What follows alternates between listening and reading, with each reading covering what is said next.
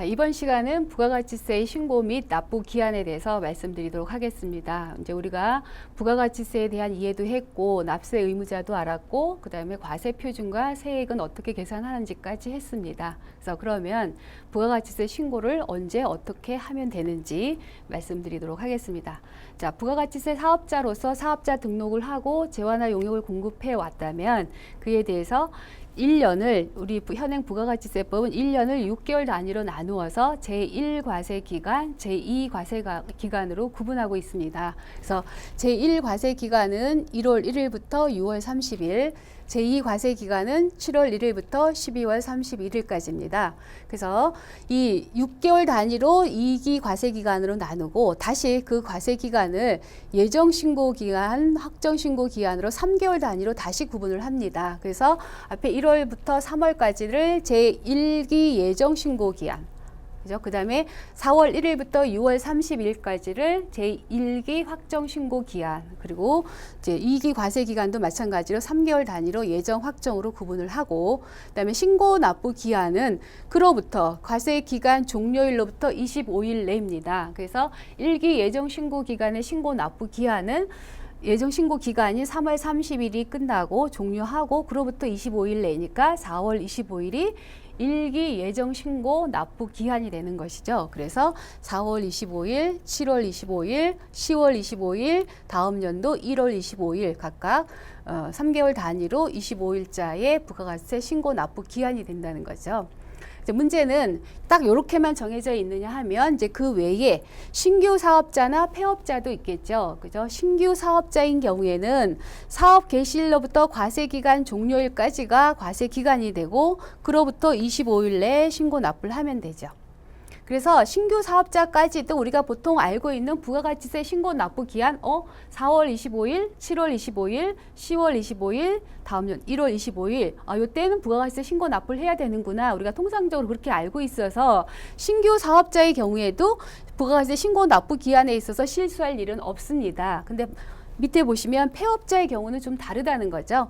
폐업자의 경우에는 사업을 하다가 중간에 폐업을 하는 경우에는 과세기간 자체가 폐업일이 속하는 과세기간이요.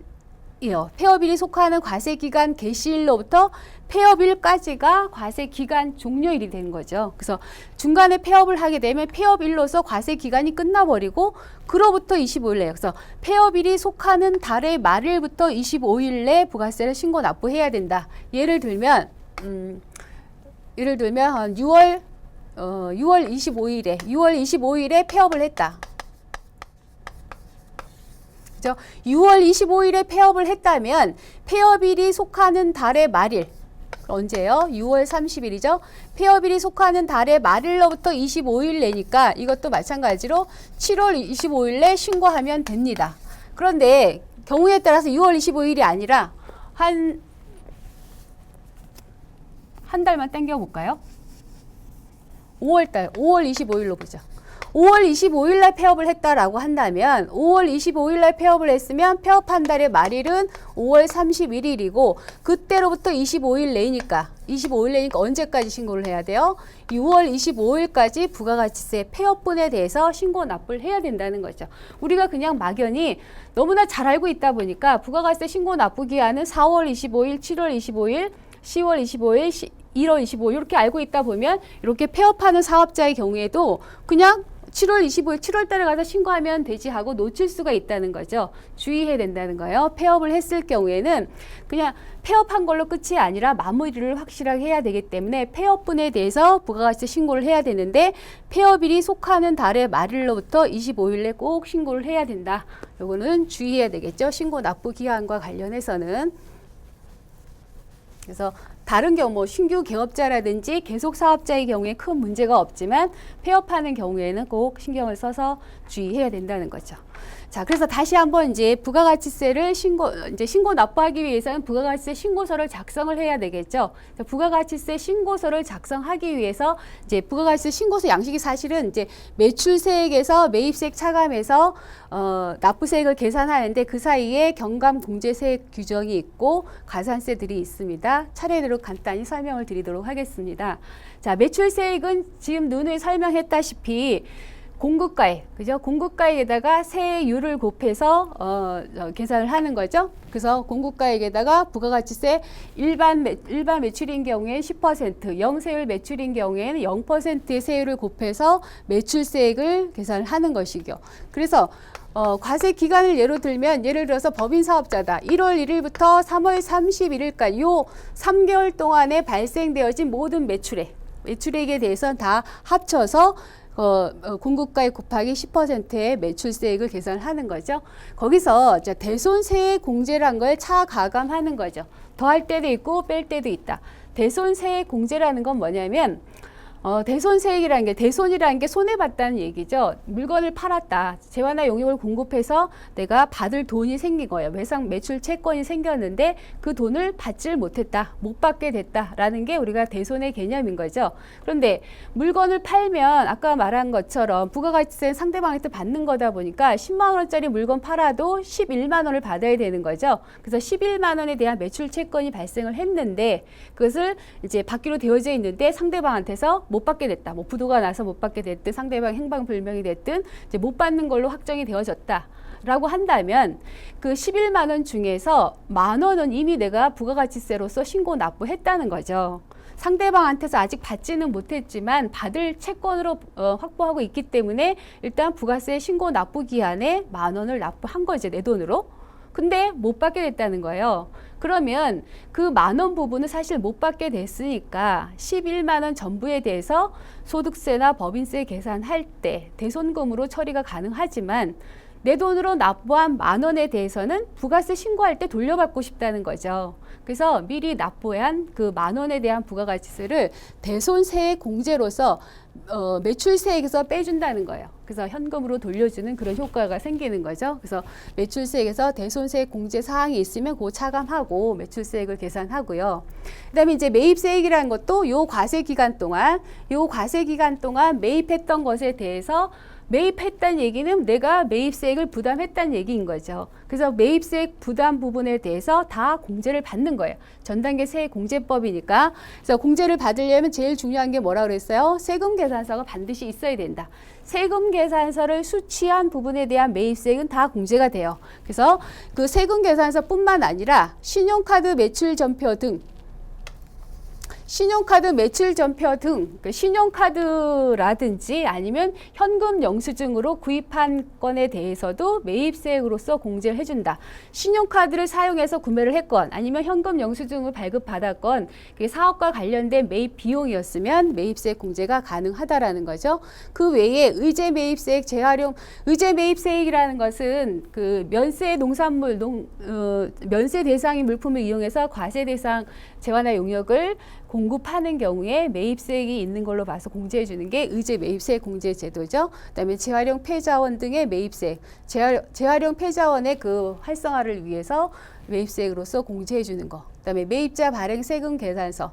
원래 세금 계산서라는 것은 공급자가 발행하는 거지만 뭐 공급자가 세금에서 발행을 안 해줄 경우에는 매입자도 본인이 직접 발행할 수 있는 제도가 있습니다. 그래서 매입자 발행 세금 계산서.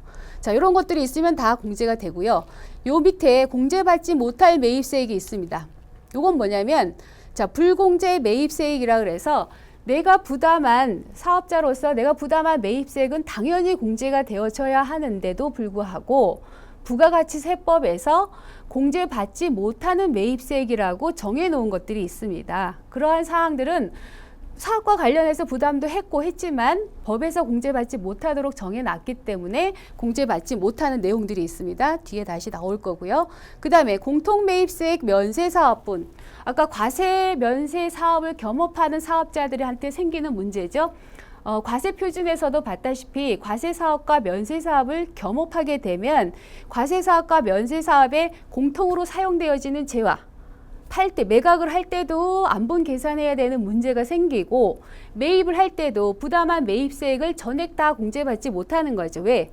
그 매입세액 중에는 면세 사업에도 쓰여질 거고 과세 사업에도 쓰여질 거기 때문에 면세 사업에 쓰여지는 부분에 대해서는 매입세액 공제를 못 받는 거죠. 그래서 공통 매입세액에 대해서는 면세 사업분을 계산해서 공제받지 못할 매입세액으로 계산해야 된다는 거죠.